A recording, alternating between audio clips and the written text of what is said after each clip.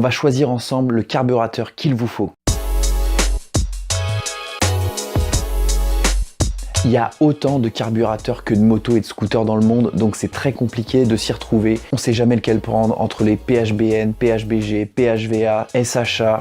On s'y retrouve plus. Donc on va voir aujourd'hui comment on fait pour s'y retrouver dans ce monde de carburation qui est très vaste. Dans un premier temps, on va revoir le fonctionnement d'une manière très simple du carburateur, comment il fonctionne et avec quoi il fonctionne. Ensuite, on va apprendre ensemble comment on repère sur un carburateur les éléments les uns après les autres. Puis on va voir comment on choisit son carburateur tout simplement. Et en dernière partie, on verra quels sont les modèles qui existent sur le commerce et les appellations qu'on utilise. Alors tout d'abord, un carburateur, comment ça fonctionne? On va rappeler brièvement les choses de base. J'avais déjà fait une vidéo ici qui traitait du fonctionnement du carburateur. Là, on va l'expliquer simplement avec un diagramme. Alors un carburateur, on va le symboliser au milieu par une grosse boîte dans laquelle on fait rentrer de l'air, du carburant et duquel il va sortir un mélange dosé à une proportion bien définie. Cette boîte, on va la paramétrer de plusieurs manières. D'abord avec des actions propres qui seront réalisées par le starter et par l'action sur la poignée de gaz, et on va la paramétrer d'une autre manière par des réglages que je symbolise en dessous de la boîte. Tout d'abord, l'action sur la vis de richesse, l'action sur la vis de ralenti, la forme du boisseau, la forme de l'aiguille et la position de l'aiguille. Voilà, ce sont des réglages qui sont paramétrés dans le carburateur et qui influenceront le mélange en sortie du carburateur. Voilà, c'est tout bête. Du coup, peu importe le carburateur que vous mettez, le rôle du carburateur, c'est toujours le même. On injecte une quantité de carburant, une quantité d'air, un petit peu de graisse et tout ça est injecté dans le moteur. Donc quel que soit le type de carburateur, c'est toujours le même principe, ça injecte du mélange. Vous avez compris à quoi sert un carburateur. Maintenant, on va repérer ensemble les éléments. Il y a de l'air qui arrive, et bien c'est par le plus gros orifice que ça arrive. L'essence rentre par une durite qui est située généralement sur le dessus. C'est la plus grosse durite que l'on voit qui est verticale. Pour injecter cette essence, il y a plusieurs manières de fonctionner. Soit on raisonne par gravité, donc il y a tout simplement un robinet qu'on ouvre avant de démarrer sa moto ou son scooter, généralement sa moto pour ce principe-là, ou sa mobilette, qui permet par gravité de faire transiter l'essence vers le carburateur. S'il n'y a pas de robinet, comme sur un scooter généralement, eh bien il y a une durite de dépression. La durite de dépression, elle se trouve dans l'axe de la sortie du mélange et ressemble beaucoup à la durite d'essence. Elle est un petit peu plus petite, mais elle est surtout dans l'axe et elle se situe après le boisseau. Comment ça fonctionne? Eh bien par une dépression réalisée par le moteur. Cette dépression actionnera un espèce de clapet qui va s'ouvrir et qui va impliquer l'amener de l'essence vers le carburateur via la durite d'essence. Il y a un troisième élément qu'il faut rajouter dans le mélange pour compléter tout ça, c'est le graissage. Ça sert à lubrifier le mélange pour que l'ensemble puisse fonctionner. Le graissage, il peut être de deux manières. Soit il peut être directement dans le mélange, lorsque vous fonctionnez au mélange, un certain pourcentage d'huile avec un certain pourcentage d'essence. Soit il peut fonctionner en séparé, avec deux réservoirs distincts. Un réservoir d'essence et un réservoir d'huile. Généralement, c'est ce qu'on trouve sur les scooters. Et bien, lorsqu'on a deux réservoirs distincts, il y a une durite supplémentaire, généralement une toute petite durite sur le côté du carburateur qui permet de connecter une durite de graissage. Cette durite de l'autre côté est connectée à une pompe à huile qui, en fonction de la rotation du moteur, injecte l'huile dans une quantité bien précise et pré-réglée. Donc on a fait le tour, on a vu par où arrivait l'essence, par où arrivait l'huile, par où arrivait l'air, donc ça c'est bon. On va s'intéresser maintenant aux actions menées sur le carburateur pour modifier son comportement. Eh bien il y en a deux. Généralement, c'est sur le dessus, c'est pour ça que je l'ai symbolisé sur le dessus. Il y a le starter et il y a l'action sur la poignée de gaz. L'action sur la poignée de gaz, c'est toujours fait de la même manière, c'est fait avec un câble relié à la poignée de gaz. Le câble de la poignée de gaz, il va directement être connecté au boisseau par l'intermédiaire de ce conduit avec une vis de réglage de la course. Comment le différencier par rapport à l'autre boisseau? Eh bien, c'est le plus grand et il est positionné dans l'axe du conduit. Deuxième action, eh bien, c'est le starter. Le starter, vous savez, quand le moteur est froid, on l'actionne pour injecter plus de mélange au démarrage pour l'aider à mieux fonctionner à froid. Eh bien, c'est le même principe. On a un conduit qui est relié à un boisseau de starter qui lui est désaxé par rapport à votre axe de conduit. C'est comme ça qu'on le repère. Ce starter, il peut être fait de trois manières différentes. La première, c'est comme la poignée de gaz, ce sera avec une action sur un câble positionné au niveau du guidon. La deuxième, ça peut être une tirette directement sur le carburateur que l'on actionne et que l'on désactionne directement sur le carburateur en mettant la main dans le moteur. C'est ce qu'on voit généralement sur les motos, sur les mobylettes. Très rarement sur les scooters parce qu'ils sont carénés et du coup on préfère l'action manuelle plutôt que l'action sur une tirette. Le troisième genre de starter qu'on rencontre sur le scooter, c'est un starter automatique. C'est généralement un gros boîtier noir sur le dessus qui est connecté au courant continu de votre scooter, et là il n'y a rien à besoin de faire, c'est automatique, il détecte quand le moteur est froid, quand il y a un problème au niveau du ralenti, et il injecte un peu plus d'essence. Donc on a vu les actions, maintenant les réglages. Les réglages vous les connaissez si vous êtes habitué à mes vidéos, on a vu comment régler un carburateur, donc ça va rien vous apprendre, mais on va quand même les passer en revue. On va repérer ensemble comment on repère déjà la vis de ralenti. La vis de ralenti c'est super simple, on appelle la vis de ralenti aussi la vis de butée de boisseau, puisque c'est une espèce de tige métallique qu'on fait plus ou moins sortir pour plus ou moins positionner haut la butée basse du boisseau. Et bien pour actionner cette butée basse, il faut qu'elle soit positionnée dans l'axe du boisseau. Tout simplement, la vis de ralenti, ça sera toujours la vis qui sera dans l'axe du boisseau, dans l'axe du câble qui arrive de la poignée de gaz. Une fois qu'on a repéré la vis de ralenti, eh bien il reste une vis à côté. Donc elle est soit positionnée à droite, donc côté filtre à air, soit positionnée à gauche, côté pipe d'admission. Si elle est positionnée à droite côté filtre à air, ce n'est pas une vis de richesse, c'est une vis d'air.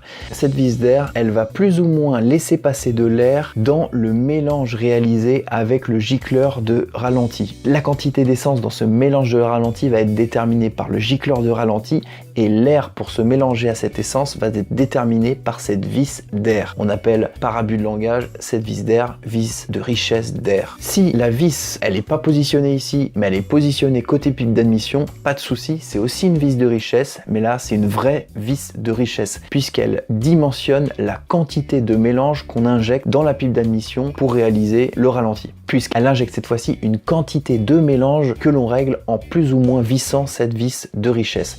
Si on la serre, on diminue la quantité de mélange, si on la desserre, on augmente la quantité de mélange et on rend plus riche le mélange au ralenti. Les autres paramètres, on l'avait vu aussi dans la vidéo qui concernait le réglage du carburateur, et bien c'est tout simplement la forme du boisseau, la forme de l'aiguille, la position de l'aiguille. Ça passe aussi par les dimensions des gicleurs de ralenti, la dimension du gicleur principal. Donc tous ces paramètres modifiés vont faire jouer le comportement du carburateur. Certains carburateurs possèdent 2 durites, on les voit sur le côté. Ces 2 durites en fait, elles servent à réchauffer le carburateur lorsqu'il fait froid à l'extérieur. Pourquoi réchauffer un carburateur? Eh bien parce que lorsque l'air ambiant est froid et que de surcroît on augmente sa vitesse lorsqu'on le fait rentrer dans le carburateur, eh bien il y a des risques de condensation sur la surface du carburateur si ce dernier est froid. Donc qu'est-ce qu'on va faire? C'est qu'on va réchauffer le corps du carburateur en faisant circuler le circuit de refroidissement liquide si votre 2 roues est équipé d'un circuit de refroidissement liquide pour réchauffer le carburateur à la température du liquide de refroidissement.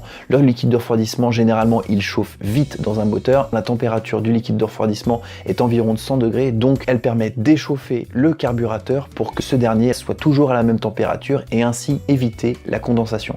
Parce que s'il y a condensation, ça veut dire qu'il y a de l'eau, et rajouter de l'eau à un mélange carburant-air, le carburateur et le moteur, il aime pas ça, ça broute, et on peut aussi caler le moteur. Ce système de réchauffage de la carburation est surtout utilisé en aviation, parce qu'un moteur qui cale sur la route, c'est pas bien grave, mais un avion qui cale en l'air, c'est un peu plus grave. Ensuite, on distingue 2 derniers orifices pour moi qui sont peu importants mais qu'il ne faut surtout pas boucher. Eh bien, c'est des orifices de mise à l'air de la cuve. C'est simplement des orifices qui sont connectés à la cuve qui est en partie basse, qui contient le carburant et qui permet de réguler la pression dans la cuve à la pression atmosphérique, tout bêtement. Alors, il peut y en avoir une, il peut y en avoir 2 sur les côtés. Celles-ci, il ne faut pas y toucher, il ne faut pas les boucher. Dernière subtilité, au niveau de la cuve, on a une vis tout en bas, ou pas d'ailleurs, c'est plus pratique quand on l'a, qui sert à purger la cuve lorsqu'on remplace par exemple les gicleurs, c'est très pratique, on la dévisse, on enlève l'essence contenue dans la cuve et ainsi on peut enlever la cuve tranquillement sans mettre de l'essence partout. Voilà, on a vu l'ensemble des éléments que peut contenir un carburateur. Maintenant, on va s'attaquer à comment le choisir. Eh bien, comment le choisir? Il faut inspecter le carburateur qu'on a déjà de monter sur son engin et savoir comment il fonctionne. Pour moi, il y a une chose importante qu'il va falloir savoir, c'est comment fonctionne le starter. Est-ce que vous avez une commande au guidon? Est-ce que vous tirez sur quelque chose? Ou est-ce que le starter est automatique? Alors, c'est pas bien grave de se tromper. C'est-à-dire que si vous avez un starter automatique, vous pouvez le connecter à votre courant continu. Là, il faut s'y connaître un peu en électricité. Si vous avez un starter manuel au guidon et que vous achetez un carburateur avec une tirette, c'est pas bien grave non plus. Vous connecterez tout simplement pas la manette au guidon, vous devrez l'actionner directement sur le carburateur. Encore faut-il que le carburateur soit accessible à la main. Donc moi je vous conseille, en fonction de votre carburation existante sur votre scooter, c'est de choisir le même type. C'est-à-dire que si vous avez un starter manuel au guidon, vous prenez à câble avec une sortie de ce type ici. Si vous avez un starter automatique, eh bien vous prenez le starter automatique. Deuxième option à regarder, c'est le graissage. Si votre scooter est muni d'un compartiment pour l'huile qui est additionnée à l'essence donnera le mélange, eh bien faut prendre un carburateur avec une durite de graissage. Là par contre, moi je vous conseille de garder ce graissage parce que si vous ne le prenez pas, eh bien il va falloir faire votre mélange directement dans votre carburant, mais c'est quand même moins pratique. À la station essence, il n'y a pas de mélange, hein. On le fait soi-même chez soi avec son petit bidon d'huile en regardant le pourcentage d'huile qu'il faut rajouter dans une quantité d'essence, c'est pas très pratique. Donc si votre scooter est équipé d'un graissage séparé, achetez ce graissage séparé aussi sur le carburateur. La troisième chose à regarder, c'est le type de connexion avec la pipe d'admission. Il existe trois principales connexions possibles avec la pipe d'admission. Soit elle est de type souple, c'est-à-dire que votre pipe d'admission est en partie souple, est en plastique. Dans ce cas-là, on aura une apparence extérieure sans usinage particulier, ça sort du moule. Soit c'est une connexion rigide, c'est-à-dire que votre pipe d'admission sera en métal et possédera un alésage ajusté pour s'adapter à un usinage au niveau de votre carburateur avec une bague généralement de serrage. Soit on peut avoir un cas un peu entre les deux qui est en fait une connexion rigide avec un manchonnage souple. C'est assez rare ça. Quatrième chose à regarder, c'est la durite de dépression. Si vous avez un scooter, généralement, il est muni d'une durite de dépression puisque le réservoir ne possède pas de robinet, donc fonctionne avec la dépression que le carburateur fournit pour ouvrir un clapet. Donc si votre réservoir fonctionne avec une dépression pour faire descendre l'essence dans le carburateur, achetez un carburateur avec une durite de dépression. Sinon, si vous n'en prenez pas, il va falloir complètement modifier votre installation entre le réservoir et le carburateur en enlevant le clapet et installer un robinet entre les deux qu'il faudra ouvrir et fermer à chaque fois que vous voulez arrêter le scooter. Donc je vous conseille fortement de garder la durite de dépression si votre scooter est équipé d'une durite de dépression à la base. Cinquième chose à regarder, c'est surtout pour les scooters de type refroidissement liquide, il faut regarder si votre système de refroidissement est équipé de durites qui vont vers le carburateur pour jouer le rôle de réchauffage de carburateur. Si c'est le cas, eh bien faut pas s'en passer, c'est une option mais c'est quand même bien pratique quand il fait froid dehors. Vous prenez un carburateur muni de 2 durites de réchauffage de carburateur. Enfin, il faut savoir que lorsque vous allez changer de carburateur, eh bien, le diamètre extérieur au niveau de la connexion avec le filtre à air risque de changer. Donc ça veut dire que si vous avez une connexion avec un filtre à air d'origine par exemple, et si vous modifiez de manière trop importante votre carburation, eh bien vous risquez de devoir changer votre filtre à air ou acheter une connexion avec un manchon spécifique. Ça, c'est quand même à regarder. Comment s'y retrouver dans toutes ces dénominations de carburateurs sur le marché? PHBG, PHBN, PHVA, on s'y retrouve plus. Eh bien, je vais vous expliquer brièvement comment s'y retrouver. Je vous conseille de ne pas vous arrêter sur ces acronymes qui viennent souvent de marques. Je vous conseille surtout d'inspecter votre carburateur et de réfléchir quand vous voulez en acheter un. En fonction de tout ce qu'on a vu dans la partie précédente, eh ben, vous allez pouvoir lister les différentes options pour acheter votre nouveau carburateur. Et en fonction de ça, eh bien, vous allez vous orienter vers un type de carburateur bien précis. Pour vous résumer, les PHBN et les PHVA, qui sont un groupe qui sont indissociables à mon sens, c'est spécifique pour les scooters. C'est des carburateurs qui possèdent une durite de dépression, qui sont conçus pour s'assembler la plupart du temps sur des pipes d'admission souples, comme sur la plupart des scooters. Une particularité sur ces carburateurs, c'est qu'il y a des vis de richesse d'air, des vis d'air, et non des vis de richesse. Donc des vis situées côté filtre à air. Ce type de carburateur est toujours avec un graissage séparé. Si vous n'avez pas de graissage séparé et que vous voulez un PHBN, pas de souci, vous pouvez très bien ne pas connecter ce graissage séparé et le boucher, il n'y a pas de problème. Si vos scooters ne possèdent pas de circuit de réchauffage de carburateur, pas de souci non plus. Si vous avez un carburateur que vous avez acheté avec ces deux durites et ces deux connexions, eh bien vous ne les connectez pas tout simplement et ça ne changera rien à votre carburation. Les PHBN et les PHVA, eux, sont des petits modèles. Ça va de 12 à 17,5 et ils ne vont pas au-delà. Et le diamètre d'alésage des gicleurs principaux est de 5 mm. C'est important parce que dans le PHBG, ça sera pas la même chose. Justement, les carburateurs PHBG sont un peu différents des PHBN. Les PHBG, eux, ont un alésage au niveau des gicleurs principales puisqu'on en parlait de 6 mm et pas de 5. Donc vous n'allez pas pouvoir utiliser les gicleurs principaux que vous aviez sur votre PHBN pour les mettre sur les PHBG. Il faudra en acheter des nouvelles boîtes. On parlait tout à l'heure de la vis de richesse d'air. Et bien là, il n'y en a plus. C'est une vis de richesse côté pipe d'admission. Donc c'est une vraie vis de richesse sur les PHBG. Les PHBG ne possèdent pas de durite de dépression. Ça, c'est embêtant pour les scooters. Donc, si on passe en PHBG sur un scooter, il va falloir modifier le fonctionnement de la distribution du réservoir au carburateur en supprimant le clapet du dispositif de dépression. Ensuite, le PHBG, il est assez polyvalent pour les deux prochains paramètres. D'une part, il peut être en graissage séparé ou sans graissage. Ça marche très bien. Il y a des modèles avec et des modèles sans. Et les PHBG sont aussi polyvalents sur les types de raccords avec la pipe d'admission. Soit ils sont en rigide, soit ils sont en souple. Il y a tout qui existe. Ce qui est intéressant avec les PHBG, eh bien, c'est que le diamètre du conduit est plus important que les PHBN. On peut aller jusqu'à 21 mm. Donc ça va de 15 à 21 mm, ce qui est plus important et plus intéressant lorsqu'on veut augmenter les capacités et les performances de notre scooter. Bon voilà, je pense qu'on a fait le tour. Si j'ai oublié quelque chose, n'hésitez pas à le dire dans les commentaires, ça peut arriver. C'est un sujet tellement vaste qu'on peut oublier des choses, mais je pense quand même avoir fait le tour.